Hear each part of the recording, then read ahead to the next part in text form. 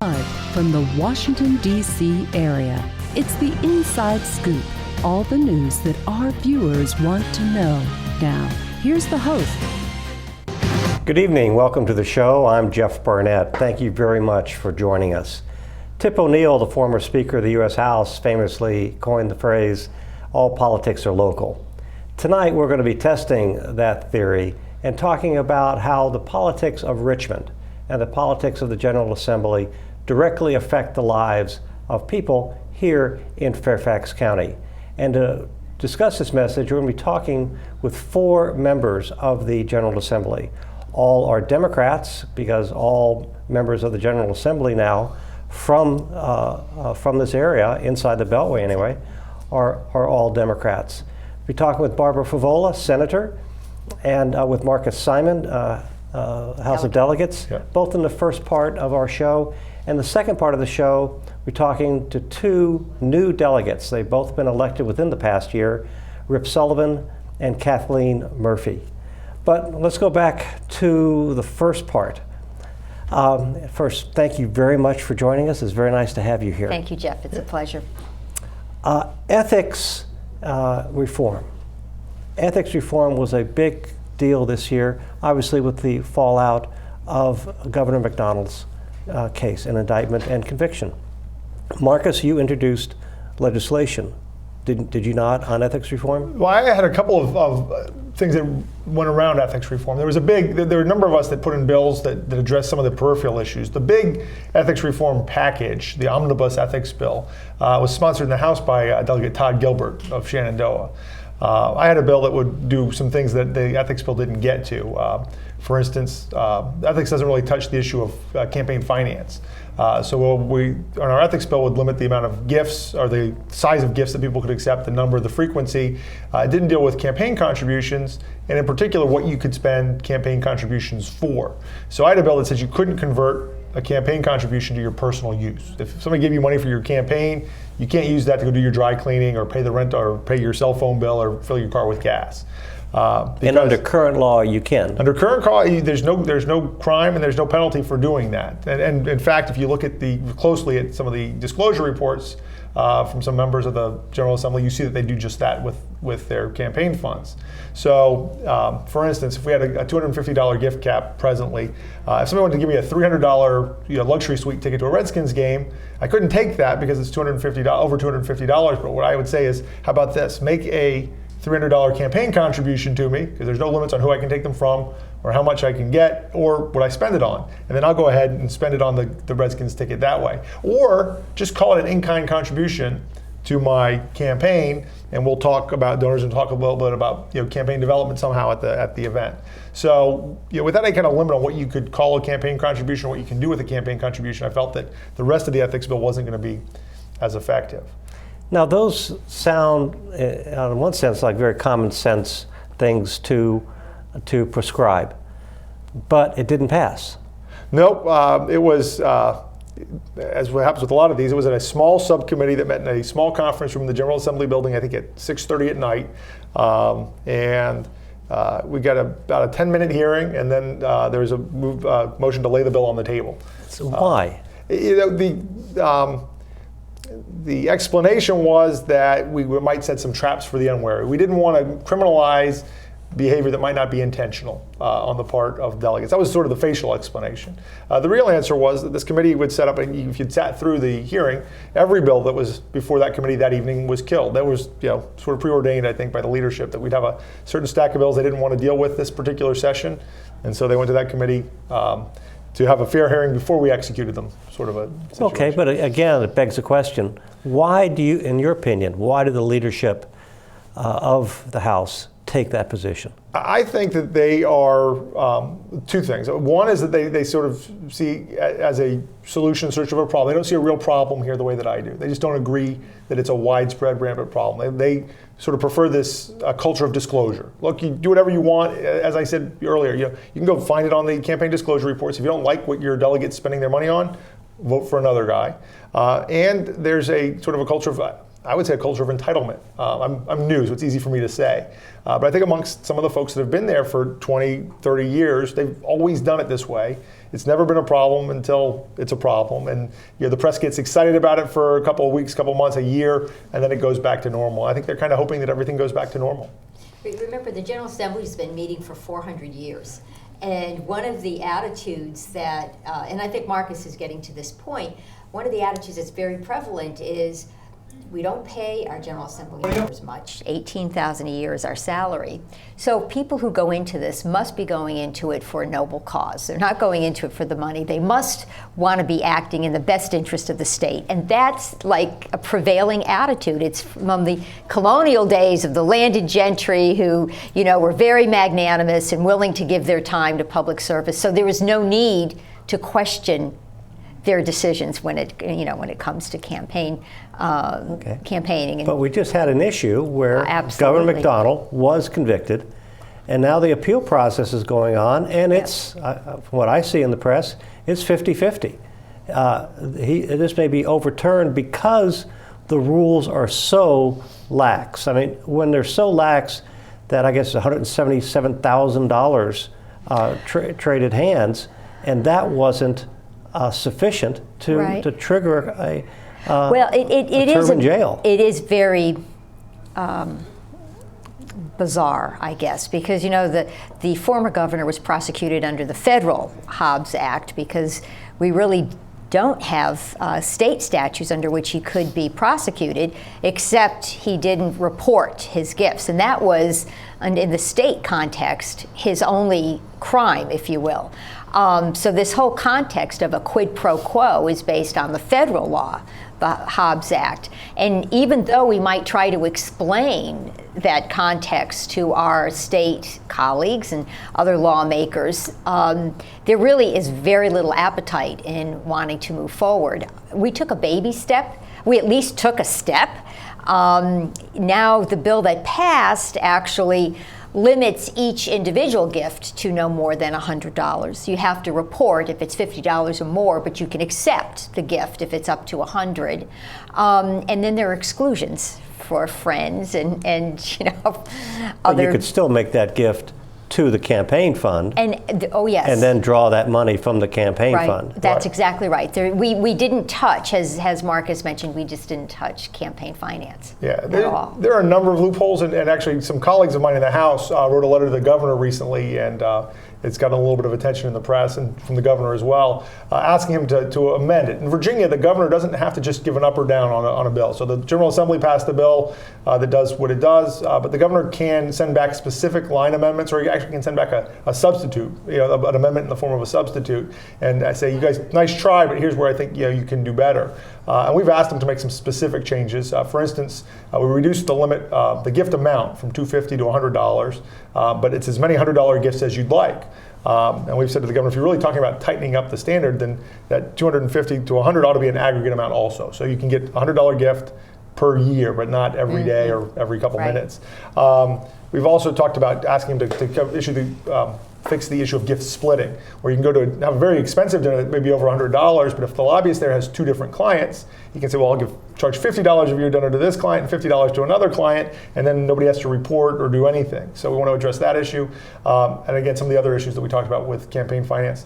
The other one that's a really big loophole is travel. We've actually stated that providing travel to and from regular sessions of the General Assembly is by definition not a gift. So if Dominion wants to send their private plane to Wise County to grab Terry Kilgore and fly him back and forth to Richmond every week so he can get back more easily, not only can he accept that, he doesn't even have to report it because it's not even by definition a gift at all. So now, is that a hypothetical or is that actually happening? That hasn't actually happened, but there have been cases where folks have been away at conferences or there have been special sessions called and corporate jets have been chartered to bring members back to Richmond before. So that kind of travel has happened. One good thing about the bill is it does establish an ethics council. Now, we want the governor to strengthen the authority of that council because the bill doesn't really give the council any teeth. But you could add subpoena authority or other kinds of authority that would enable them to actually be able to effectively investigate a case. But I think we're, again, I'm very used to an incremental approach because it's all you seem to be able to get in Richmond. So we have to take one step at a time, but I'm just glad that we made some progress. Okay, we have about 3 minutes before our first break. Senator, you introduced, I think successfully, legislation that protects the consumers in the area of health care. Yes, I did. So can you talk about that? Thank you. Well, I worked with the AARP, and they had a national effort across many states in the country to actually pass legislation that would require the hospitals to ask their patients before they're released to identify a family member who would be responsible for the follow-up care. And, a patient could voluntarily do that or not, but once a family member is designated, then the hospital is required to do the training and to give full explanation to that family member on how to provide the follow-up So instead care. of just giving a piece of paper and say, this is what you do when you get home, your legislation requires the hospital to provide training to that person. That's right. Who's going to have to be helping. That's right. Their loved one. Their loved one, and it makes recover. perfect sense. We'll be able to reduce readmissions. The loved one will have a better sense of security and probably better care at home. Now, if people don't want to take them up on that offer, they don't have to. They don't have to. No, the obligation's on the hospital to ask the patient, but it's not on the patient. So that bill passed, and I was very excited about that. And a second bill actually deals with home care agencies and hospice organizations. Neither organization prior to my bill had to report disciplinary actions against healthcare professionals. And now my bill, now that it passed, they will have to report disciplinary actions to the Department of Health, and it's just a real step forward. You have to realize that home care agencies are providing a fair amount of care now, and they're in a situation where the healthcare provider is very isolated. There aren't other providers around. There's no oversight or no opportunity for even professional collaboration. And what's going on is the Department of Health had no idea if somebody had been fired from one home care agency, they could get hired by another. So my bill fixes that, and we had to really do some careful working on that. My third bill actually was put in because we had a situation with Blue Cross Blue Shield Care First, who is a major health insurer in the region, and we're now going to require the State Corporation Commission to review any decision to deplete their reserves because that might affect Virginia rate subscribers. We're talking with Senator Barbara Favola and with Delegate Marcus Simon, talking about what happened and did not happen in the last session of the General Assembly. And we will be back in 2 minutes.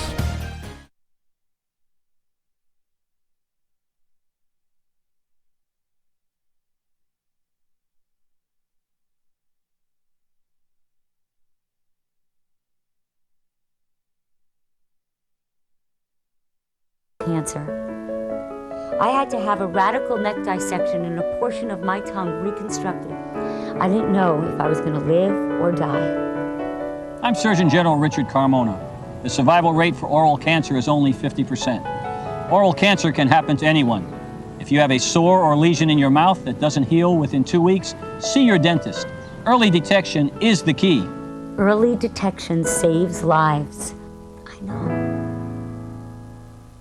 1 in 8 Americans goes hungry. One idea helped change that. A community started a garden that blossomed into farmers markets. 1 in 6 children lives in poverty. One group of women found an answer by opening a daycare center that their neighbors could afford. Today, 36 million Americans live in poverty. But one by one, people are helping themselves and each other to change the picture of poverty to one of hope. For easy ways you can help, visit povertyusa.org. 2 words for you. Pop quiz. Ready? Name any funny movie. A drama.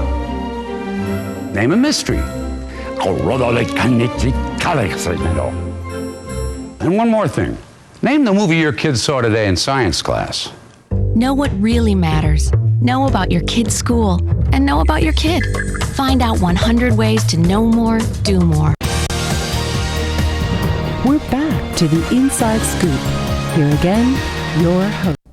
Good evening. I'm Jeff Barnett. Welcome back to the show. I'm talking with Senator Barbara Favola and with Delegate Marcus Simon. And we're talking about what did and did not happen in the last session of the General Assembly.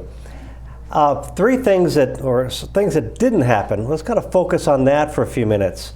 Medicaid expansion, gun control, minimum wage, pay equity. Not big issues, a lot of smoke, but no fire. So let's just take gun control. What happened, what didn't happen, and why? Well, you know, let's just say there were a lot of sensible gun control measures that were introduced. And sensible gun control was actually a platform in the governor's agenda, his legislative agenda. And I also want to say that 80% of Virginians agree that we should have sensible gun control measures. So that's the backdrop. And Marcus, many would also say that we already do. Right. Some might, but I can pick an area where I think there should be a lot of consensus around, unless, of course, you're worried about a Tea Party a primary opponent. So one area was taking guns away from those who had already been convicted, even though it was a misdemeanor conviction of stalking or sexual assault or sexual battery of a household member, clearly in the area of domestic violence. And I was only going to take the gun away. I negotiated down to just 1 year. And it passed courts of justice on 11-4 vote when I insisted on a roll call vote. And after it had to go through a reconsideration hearing because they had made a big procedural mistake earlier in the week on my bill. And then it died in finance. And it's all because people are afraid that, you know, the Citizens Defense League or the NRA or whoever they feel beholden to would target them in a primary, and that's just not the way to run. When you talk to your fellow senators and you say, "Look, I want to pass this bill. We need to have this bill," do they say to you, "Barbara, I'd like to, but I can't because I'm afraid of a primary"? Is that what they say? Yeah. They do. They say that. So there's not a logical reason back on policy? No, it's not a logical reason. No, I mean, our jobs are sort of an intersection of policy and politics. And how you judge that intersection or what side of the intersection you want to be on is your call. And so, no, very often, I mean, another case in point, Medicaid expansion, if you look at the Oh, hold on, let's talk, I want to give Marcus a chance to talk. I'm sorry. You know, gun control obviously came up in the House also, or it didn't come up in the House. So, you know, did the House have a different perspective? Not really. The governor had asked me to carry another really popular gun violence prevention measure, which was the reinstatement of our one handgun a month purchase limit in Virginia, which I think something like 78% of Virginians support. And it's a real sort of common sense. What do you need to buy 5-6 guns at a time for, except unless you're up to no good? As Barbara said, in some ways it's muscle flexing on the part of the NRA and those lobbyists to the right. They want to show what they can do, how powerful their lobby is, and that they can undo very popular measures, and you don't have a chance of bringing them back. We had a lot of the same bills introduced in parallel on the House side. But one handgun a month went down the first day that they had hearings on that. I had introduced, and Kathleen Murphy, who you'll hear from later, introduced a bill similar to Barbara's on domestic violence. I had introduced a bill that said it's already illegal for somebody who's under a protective order. Currently, right now, I've got a protective order. I can't go within 50 feet of the victim. I can't purchase a firearm, and I can't transport one. But there's nothing that says I can't possess it. One. So I introduced a bill that says you can't possess it. And like Barbara, you look for some middle ground. And my bill said that you can turn it in to the court. You can turn it over to the sheriff's office, get a receipt. When the protective order expires, you can go get it back. And so we created a procedure for surrender of it and everything. And again, I guarantee that you're going to get the weapon back. A lot of states say, hey, you're under protective order, you got to surrender your firearm and you never get it back again. Forget it, it's done.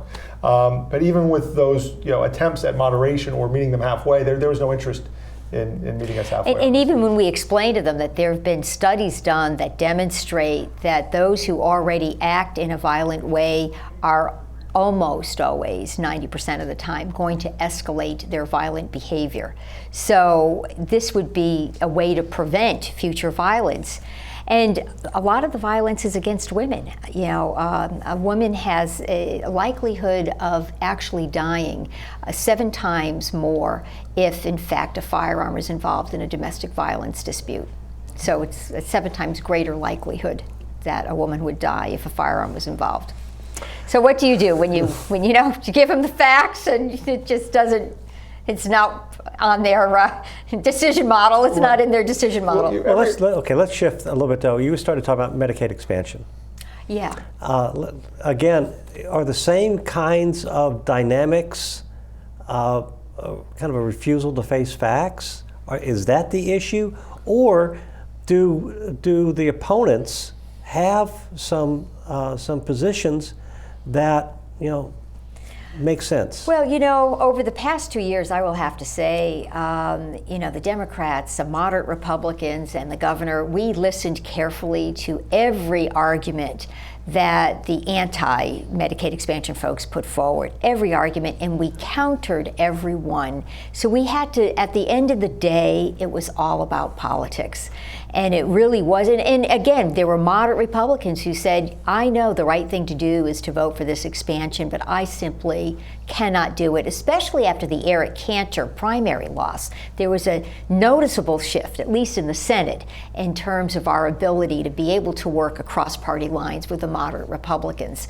And it just, we created Medicaid expansion in a marketplace way. We demonstrated our money was going to the federal government now, whether we participate or not, $5 million a day. We told them we could back out if the federal government changed the guidelines. We got a letter from the Secretary of Civilians, we could back out of it. These folks are already working, so it's not like we're giving it to people who are quote unquote not worthy. We're paying for it now. These individuals are going to emergency rooms and getting care at the most expensive point and not getting good outcomes, and you and I are paying for it. Hospitals are closing because they expected the state to participate in Medicaid expansion, and they're closing. Every major business group and healthcare association in the state asked us to expand Medicaid, and yet we couldn't get ourselves to do it. And I think one of the reasons, if you ask why, what's telling is the language they use, particularly in the House. They refuse to even call it Medicaid expansion. They will always call it Obamacare expansion. This dangerous Obamacare expansion. If they can attach the president's name to it, which they insist on doing every time they talk about it, they will. And that, I think, belies where their real objection comes from, or where their reluctance to do this is that there's some politics to it. They don't want to give the president any credit or let him have a positive outcome that he might be able to get credit for. And I think some of it, as Senator Saslow said, is just personal animus towards our president and the person we have in that office now because of who he is. And I think that plays a role, certainly in the House. It's very discouraging because the lawmakers who are most adamant against participation, they represent constituents who have a very high percentage of them are uninsured and don't even have access to care. I mean, there aren't hospitals with emergency rooms to go to. They really don't have medical care, and yet these lawmakers are not representing their constituents. And that always bothers me because I think democracy only works when folks can vote in their own best interest. And when I see that, schism, I just get very anxious. When people are voting against their own interests, sometimes it's a function of the case that in our case the Democratic Party has made, and it just doesn't have the faith, doesn't have the trust of those people, and so they're not willing to really listen to somebody that they don't trust to begin with. So, how can the Democratic Party get that trust back for those working class people? Well, I mean, that is a really good question. And I think part of it is being on the ground and rolling up our sleeves and, providing the services that they need and making a point that, this is a government-funded program, but you know what? It's your tax dollars at work and you are eligible for this.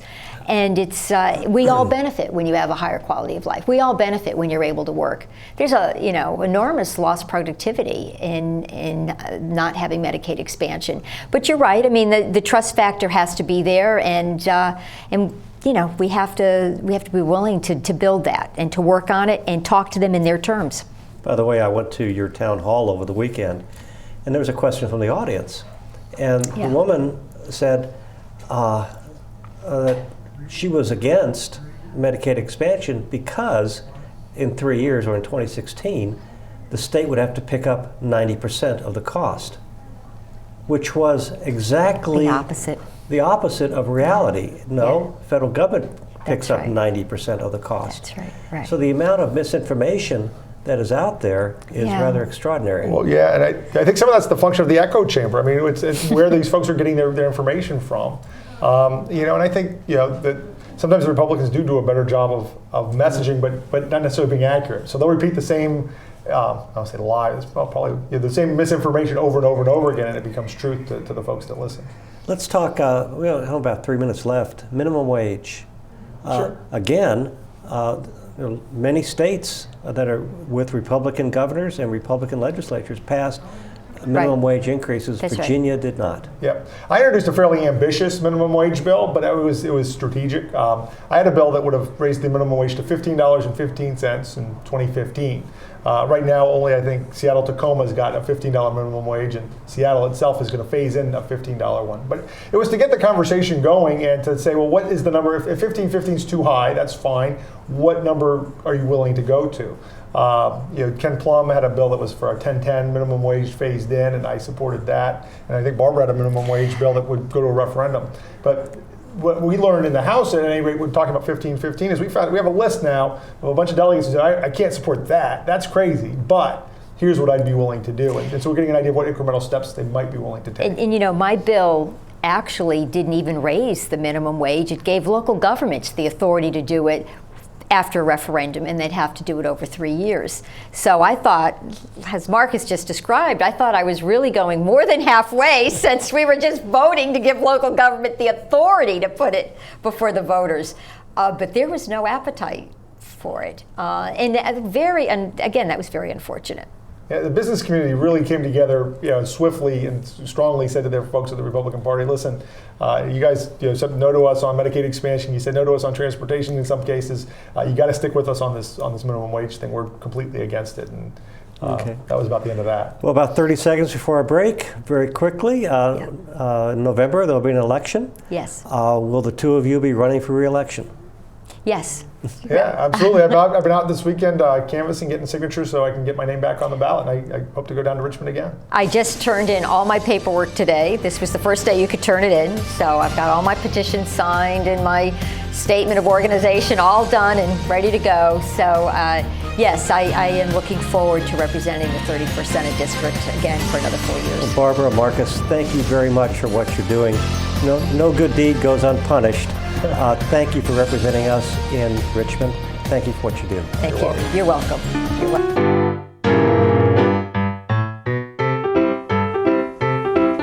There's more than just books at the library.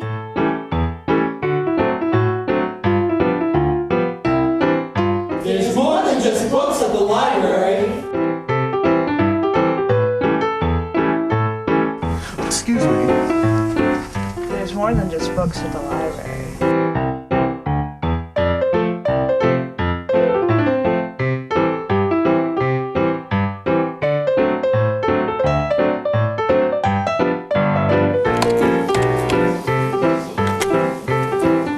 Il y a plus que de livres à la bibliothèque. Hello. You have a lot of great books here today. You know there's more than just books at the library. I know. There's more than just books at the library. I don't want to be hooked to a machine. I want all the medical treatment available to me. I wouldn't want my family to have to make this decision. My doctor knows what's best for me. An advance directive is your life on your terms. Talk with your family. Decide what's right for you. Then put it in writing. Documenting my wishes today means my family won't have to make heart-wrenching decisions later. To learn more, visit www.putitinwriting.org. 1,200 American youth run away from their homes every day. The National Runaway Switchboard is here to help.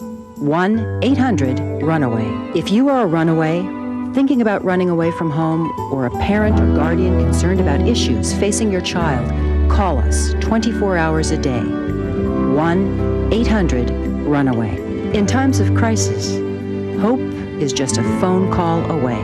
1-800. We're back to the Inside Scoop. Here again, your host. Good evening. Welcome back to the show. I'm your host, Jeff Barnett. Now we're getting the inside scoop from two other members of the House of Delegates. Rip Sullivan, who's immediately to my left, who was elected, less than 6 months ago? A little more, last August. Mm-hmm.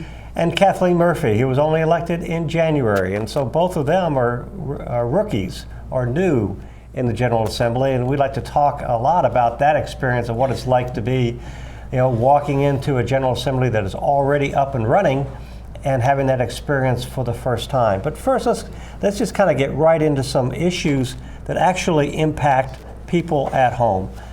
Redistricting. Mm-hmm. Rip, huge issue that has to be done far in advance to get it done right. So this is the anti-gerrymandering exactly right. That's exactly right, Jeff. And I was very active in that space down in the General Assembly this year. There's a wonderful organization which I urge your viewers to get in touch with. It's called One Virginia 2021, and it is thinking far in advance about the next redistricting, which is still 5 years away. I introduced some legislation that had to do with creating criteria, non-political, non-partisan criteria for drawing lines. That bill never even got a hearing. Ironically, the bill went sailing through the Senate. It went through the Senate, I think, maybe even unanimously. But when it got to the House of Delegates, stiff arm, absolutely nothing. The chairman of the committee claims to think my bill was a good bill, but blamed it on the other members of the committee for not going forward. And I'm going to hold him to that next year. We're going to reintroduce the bill and try to get it through next year. Now, Iowa has a system. If you look at the congressional districts that are in Iowa, they're almost, I think there's 4 congressional districts, and they're pretty much, the quadrants of the state. I mean, this can be done. It can be done. You want to be looking at compactness. You want to look at contiguity or contiguousness. There are ways to do it. Frankly, there were college kids the last time out running computer programs that were coming up with better districts than the ones our elected officials came up with. And by the way, this is a Democrat and a Republican issue. Both parties have been equally guilty of it.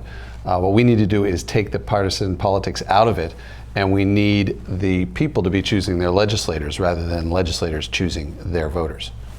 Actually, isn't there an initiative for exactly that to happen down in the southwestern corner of Virginia right now? Isn't there a state senator who wants to trade precincts outside of the annual? Well, what happened was there were a variety of pieces of legislation that came to the floor, many of which passed this year, in which there were changes to the boundaries made, yes, by the General Assembly this year, as opposed to waiting for the decennial, for the every 10-year redistricting. Frankly, I voted against all of those on the grounds that you live with the districts that were drawn by the legislators. You don't get to jimmy with them afterwards. These were clearly attempts just to change the partisan nature of each district. And your bills and your approach would affect the congressional districts, all of the districts, and the State House Senate districts. And the State House. Kathleen, gun safety is a huge issue for you, both personally and professionally. Yes, it is. Can you talk about what did or didn't happen in Richmond this year and why? Well, I think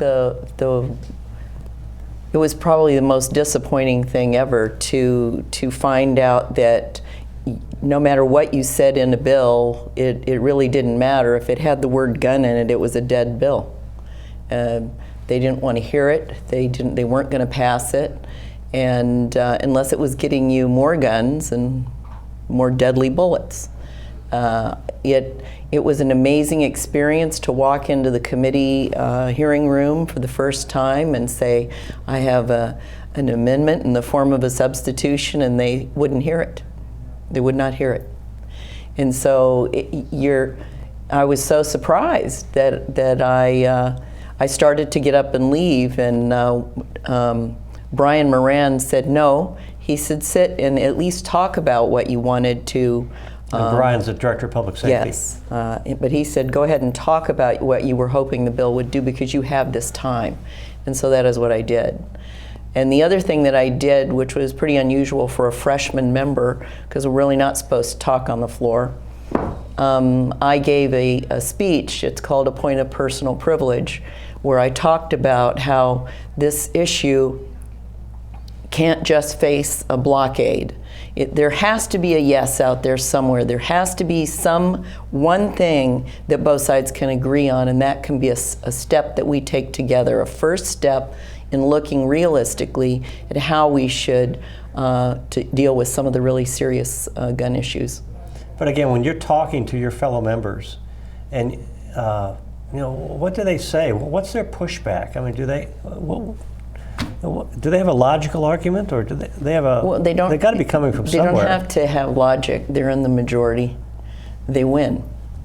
And the only thing we can do is elect more people who think the way that we do, that there has to be common sense approach to some of these issues. And I'm hoping we will start doing that. If I might tell a quick story, Jeff, one of the things that didn't get nearly the attention that it should have, there was a remarkable episode in the House of Delegates this year in which on a Tuesday, a bill passed the House of Delegates which would have legalized nunchucks, brass knuckles, ninja stars, and spring-loaded switchblades. All of which were weapons that have been outlawed in Virginia because of gang-related issues. It was a huge step forward some years ago. This bill sailed through the House of Delegates, much, of course, over our objection. Over our objections. All of the Democrats' objection. Sailed through the House of Delegates. The next day, on Wednesday, the majority came in and reversed themselves in a stunning display of reversal. And what happened clearly is that someone got back there was some press about it, and they got back there and said, wait a minute, there's an election this year. The point of the story is that's their inclination always, to do that kind of thing. And only when they got a little discipline and somebody said, wait a minute, this is going to look bad, did they pull back from it and finally do the right thing. So ultimately, the bill failed. But it was revelatory of the kind of instinct or the temptation that they cannot resist to expand gun rights in Virginia anytime they possibly can. And they do it because they can, as Kathleen I just want to say this, though. People believe that this kind of gun violence can only happen to other people. They never think it can happen to them. And that's just not true. And I like to point out it happened to Ronald Reagan. So maybe they should start paying attention. He was a Republican. I was intrigued by one of the rationale for the nunchuck switchblade initiative. And the rationale was that a lot of people who are poor can't afford firearms. And thus, we are discriminating against their right to self-defense by denying them the ability to purchase switchblades, brass knuckles, and nunchucks. Well, they also said they were collector's items. It was extraordinary. It was a remarkable day, I can tell you that. Pay equity. Again, not a lot of movement on pay equity. Was there any, was this something that either side fought for or fought against, or is this something that just was pushed aside? Well, I actually had someone say to me, why should we pay somebody $10 an hour to hand you a hamburger at McDonald's? They don't see these jobs as supporting families. They don't see these jobs as being the sole source of support for some people. So they just discount them, they denigrate them, and they give them no value. And in that way, they don't think they deserve to be paid. You know, Jeff, there were a variety of issues. I heard you talking about Medicaid in the earlier segment, Medicaid expansion, pay equity, and budget issues, which the Republicans had great discipline on this year, and they essentially, because they have the numbers, said we're not going to talk about any of those issues this session, and we were literally not able to talk about any of those issues. None of the bills saw the light of day that would have brought those issues to the floor. It was very disappointing. Do you see the overall temper within Virginia changing? Do you expect to be in the majority anytime in the foreseeable future? The answer to that is yes. I suppose I'm it not depends on talking what you about mean by hope. foreseeable. I'm not talking about hope, I'm talking about expectation. Not this fall, but we need to work toward 51. I expect we've got a good crop of candidates out there. We're going to defend Kathleen's seat. I'm certainly hoping we can defend my seat and return those Democrats that are already down there. And we've got some great candidates running statewide, and we're going to start moving toward 51. And we will get there. We will get there. But the other important thing is to break the supermajority that they have, because we just need, on each subcommittee, in order to get something out of a subcommittee, you have to have 2 people vote for it. Right now, on many of these committees, we only have 1 person. So we need 2 people who will sit together and make sure some of these bills see the light of day. So that's where the supermajority, if the Republicans did not have a supermajority, then under the rules, Democrats would have at least 2 people on all committees. More. Yes. Full day kindergarten, teacher pay, school testing. How did those issues come up in this session? Well, I had put in a bill just to do a plan for all-day kindergarten in Loudoun, which is a really important issue. It was killed by the Republicans. It was killed for a number of reasons, but they said that it had an impact, a fiscal impact. And that fiscal impact would be that if we had a plan, if we created a plan, then people were going to expect that it be carried out. And therefore, if it was carried out, it would have a fiscal impact. I said, well, couldn't we just have a plan first before we start worrying about that? But that was what they used to kill the bill.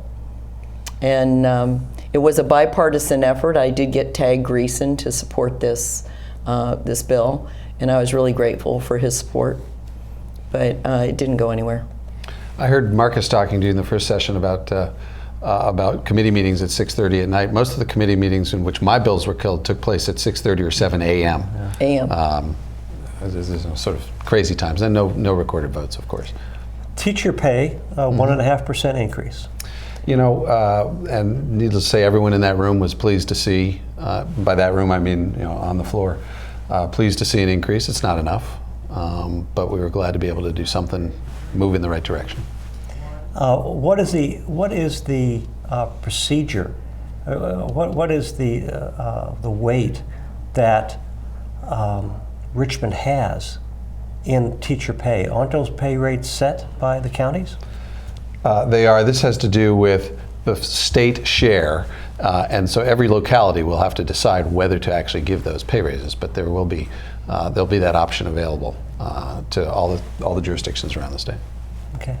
It's a match, basically. When Fairfax needed all-day kindergarten, it really was the supervisor and the school board that stepped up to get it done. We're talking with Kathleen Murphy and Rip Sullivan, 2 new members of the General Assembly. They've, in Rip's case, been there for, as corrected, about 8 months. But in Kathleen Murphy's case, just since January 6th, well, 8th actually. And we'll talk about how their first few days turned out. Back to 2. Osama bin Laden calls getting nuclear weapons a religious duty. Today, materials that can be used to make nuclear weapons are stored in more than 40 countries. Sometimes protected by just a chain link fence. Yet not enough is being done to lock down these materials before terrorists steal them. Why did we learn all this? My mother, my son, my sister-in-law were all murdered September 11th. Help protect America. Together we can. Please join us. The stem cell issue is being debated throughout the country. Truth is, most everyone has an opinion, even if they don't know the facts. Let's stop arguing and start really understanding the potential of stem cell research. For us and for millions of Americans living with disabilities, get the facts. Call 1-877-842-3442 for free information from the Stem Cell Research Foundation. That's 1-877-842-3442. Following the tragic events of September 11th, there have been hundreds of violent attacks against innocent Americans. Remember what that flag you're waving stands for. Remember, please stop the hate. We're stronger when we are united. Remember what that flag you're waving stands for. One nation, under God, indivisible, with liberty and justice for all. In America, there's either room for everyone or it's not America. Don't pick the wrong fight. Let's keep America land of the free. Stop the hate. Planning a home renovation? Put this at the top of your to-do list. Because after 10 years, none of you are protected against tetanus and another potentially fatal disease, diphtheria. A minor injury, such as a cut or a scrape, can put you at risk for a tetanus infection.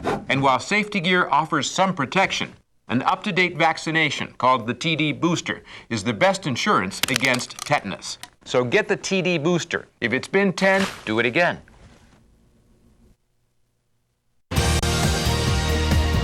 We're back to the Inside Scoop.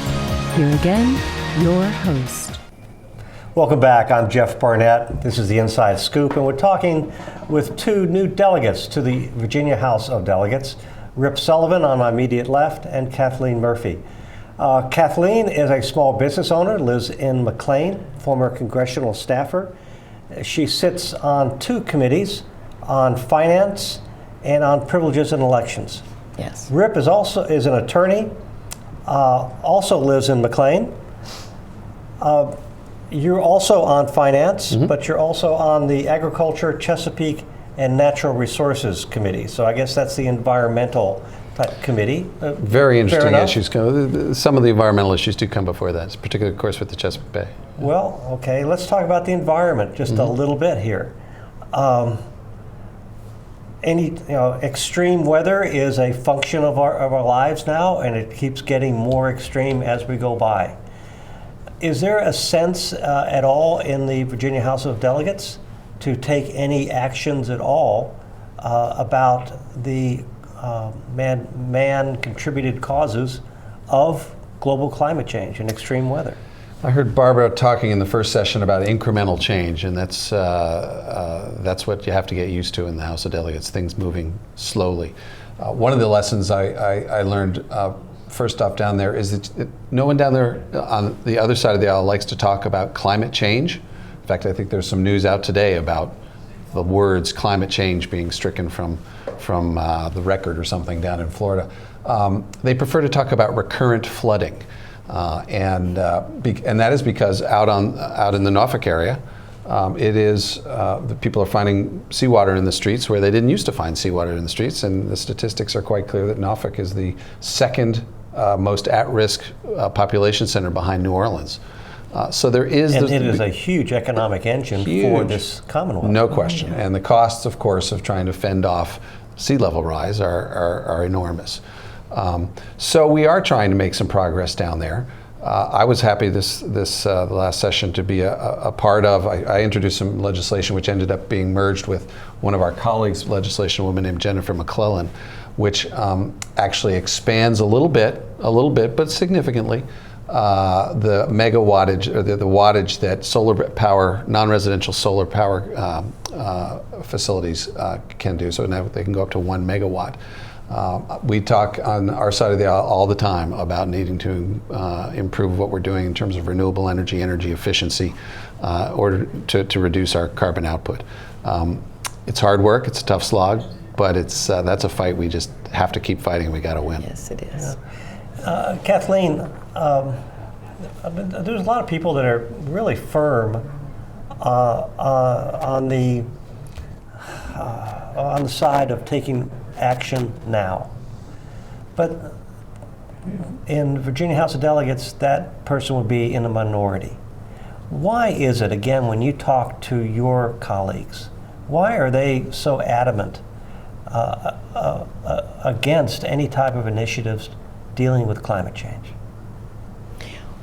Well, I think that's a really interesting question, because I can't imagine that with the weather and the climate changes that are taking place and the clear indication that we have a problem that we haven't been dealing with since the 70s when it was first being talked about, that they haven't figured it out yet. But it's clear that they have a position, they're not going to back off that position, and reality be damned.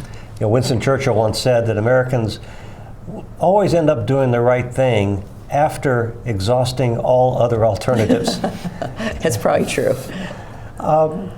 Campus sexual assault, major issue on our newspapers. The Rolling Stone article came out and was then debunked. What kind of actions did the legislature take in this session?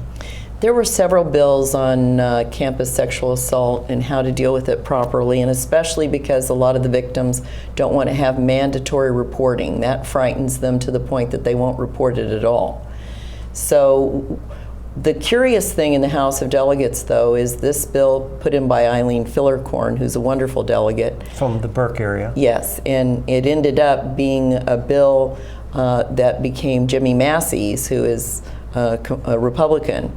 But at least it passed, and it set up real guidelines for how we should be dealing with this issue, and to make sure that these young women or young men got the help that they needed, and it passed. It's just a different bill number now, but I'm crediting Eileen Fillerkorn with it 100%. Let's switch a discussion a little bit. What was it like walking into the Virginia House of Delegates, which is, like you said, has been there for 400 years in some form? What was that like? And I'll start with you, Kathleen. How'd you feel? What did you not expect? I guess that's an even better question. Well, I think for me, to walk into the House of Delegates and stand there and look around, first of all, I was overwhelmed when I saw my name on my desk and realized that I was now part of history. A history that includes Thomas Jefferson and Patrick Henry and James Madison and James Monroe. It was overwhelming, and I've never been so proud of anything in my whole life. Just amazing. And how about at the once that initial kind of warm feeling came off, what was it like actually working with your colleagues every day? Well, I get along with everybody. She does. I do. She's easy to get along with. I do. Well, I will tell you on my first day, just one little anecdote. On my first day, which was last August during a special session, I would say well north of 50% of the Republican caucus came over to shake my hand, welcome me, offer their help. Not many of them voted for my bills. They weren't talking about that kind of help. They aren't that generous. But they come over, and there is a sense of collegiality about the place, for the most part. I would say the thing that struck me the most is the velocity of a session down in Richmond. So fast. The number of bills that we deal with, it's into the thousands. Like 2,000 bills introduced, and like 1,000 actually. Yes, a lot, and this is all compressed in. This is a short session, 6 weeks, and between reading the bills and going to the committee hearings and defending your own bills and being on the floor, it is a very fast-paced existence. Now, I'm not suggesting it should be any longer. Most people are quite satisfied that we're not in Richmond any longer, because a longer period of time would just be more time to do mischief, I suppose. So it seems to me the right amount of time, but it is a fast-paced existence for six weeks. Well, I think that the most, I want to say the fastest thing we do is how fast we vote. You've got, the speaker will say, shall we vote? And then it's 1, 2, 3, 4, 5, 6, 7, boom, if you're in the vote's closed. So if you're turning and talking to your neighbor, you're going to miss the vote. So you have to pay attention, you have to be on the right page, you have to know what you're doing very fast. It's nothing like Congress. In fact, when I went down for my orientation, which was usually a 2-day orientation, mine lasted 2 hours, I said, don't worry, I know a lot about Congress. And they said, please forget everything you ever knew about Congress. Right. This is nothing like Congress. And Kathleen's exactly right. In Congress, you have 20 minutes to vote. Here, you have about 4 seconds. So you better have read the bill the night before and know how you're going to vote. Both of you standing for re-election in November? Absolutely. Is that right? Indeed. And that will be a long session when after that election, and when you win. Expands to all of 8 weeks. So instead of 6 weeks, it goes to 8 weeks. Correct. Rip, let's start with you. What do you want to achieve in that 8-week session? Well, I want to pick up where I left off. As I said, I made what I thought was some progress in the environmental space, and I'm going to come back with a couple bills that I made a little progress on today, or this time around, in terms of picking up a couple votes. I'm going to come back with an energy efficiency resource standard. I'm going to do more in the solar space. I'm also very interested, as I said, in election issues. I'm going to be pushing on those issues. I'm not going to give up on that. And I want to make it easier to vote in Virginia. Some bills passed this session which were clearly designed to make it harder to vote. And I find that frustrating. There was one about a photo ID for an absentee ballot. So 2 years ago, I think it was, we crossed the Rubicon where we now in Virginia have to have a photo ID when you vote in person. And the idea, of course, is that the election worker will compare the ID with who is standing in front of them. A bill passed this year, which I believe is purely motivated by trying to make it harder to vote, which now requires someone who's going to be voting absentee, sending their ballot in through the mail, to include a copy of a photo ID, as if the person receiving it on the other end will be able to do anything constructive with it. It's simply meant to create a new barrier to being able to put in your absentee ballot. And that's the kind of stuff that I want to fight back on and try to get rid of. I'm frankly hoping the governor will veto that bill. Kathleen, we have about 2.5 minutes left. After the election in November, what do you want to achieve in that next session? Well, of the General Assembly? I think I'd like to see some of the bills that I offered this time. I'll resubmit them. Several of the issues that I worked on were jobs for veterans, getting certification through the community colleges for college credits for their time in the military. I think that bill may have passed. There were several versions of it going around. I'd certainly like to work with my opponents, my colleagues on the other side of the aisle, to see if we can't come up with one gun bill that they'll agree to, one small step in the right direction. And I certainly am going to continue to push for all-day kindergarten in Loudoun, or at least a plan that we can come up with to see how we can get this done. So education, workforce development, making it easier for veterans to use some of the service, the stuff that they learned in the service and put it to good use toward a degree of some kind that'll help them get a job. It must be fun working with Governor Terry McAuliffe. Oh, yeah. Can you give us some insights as to how he works with the General Assembly? He is about the most energetic man I've ever met. Yep.